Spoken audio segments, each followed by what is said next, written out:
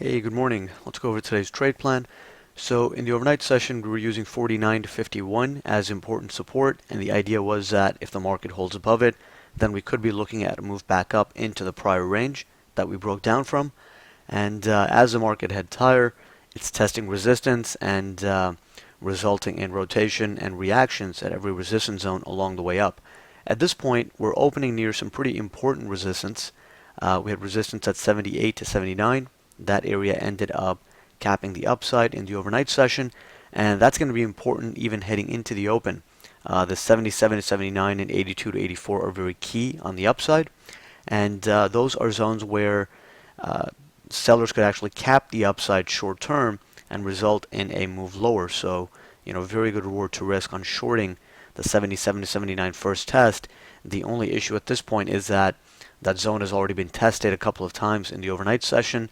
So heading into the day session, we just have to, gauge it a little bit more in real time to determine, whether the real-time context really supports the idea of a break above it, or if there's enough weakness right off the open that the zone is going to hold and cap the upside. But this 77 to 79 and 82 to 84 are very key areas, and holding below 82 to 84 could still result in a pretty decent move on the downside.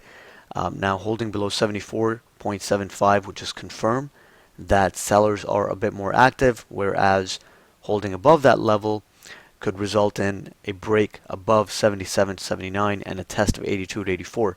And this is really key. On the upside, if we do break out above 82 to 84, then we need to be a bit cautious on short setups, because then we could be looking at a move up to 92 to 94, which is still an area where sellers can be active first test, and we can still get some nice reactions at every resistance zone on the way up. Because right now, bigger picture, the markets got really oversold, and we ended up getting some nice activity on the upside. But if you look at the daily chart, this is still a market that is pretty weak, and even though in the short term we can get bounces, bigger picture being in a short-term downtrend means that we can still expect rotation and reactions at every resistance zone on the way up. Now, a failure at 74.75 would bring this pre-market support zone into play. This is not really a key support idea, and a strong rejection at 77 to 79 or 74.75 could result in a break below it and a test of 62 to 64.75. This is an area where buyers could defend on first test, and if the area holds, then we could be looking at balancing at higher prices. But again, this is not a support where it can cap the downside. This area could give way, and then we could be looking at a move back down into that 49 to 51 yet again.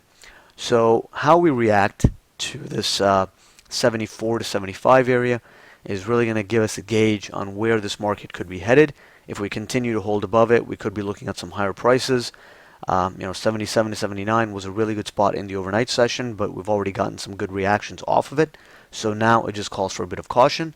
82 to 84 is the next key resistance zone, and if this gives way, then it would tell us that we could be headed up to 92, 94, and potentially even back up towards 1900 and 02 to 04. But every resistance zone along the way, we can still expect some sort of reaction. I don't think it's going to be just slicing through zones on the way up, given the fact that the daily chart and the larger time frames are still bearish. Every resistance zone should provide some level of rotation and a tradable reaction. And on the downside, 62 to 64 is the area where we could get a potential long setup or at least some sort of reaction. But if that area gives way, then the next key spot is really down at 49 to 51 and 44 quarter to 46 quarter. So those are the main ideas heading into the open. We're really going to be focusing on initial resistance and 74.75 to gauge which way this market could be headed. And 82.84 is really the last spot where short-term sellers can defend. And if that zone holds, then we could still get a move down into some of these lower support areas. But if it breaks out, then we could be looking at balancing at some higher prices. So those are the main ideas heading into the open. Let's see if sellers can maintain the overall control below 77, 79, 82, 84, and we'll take it from there.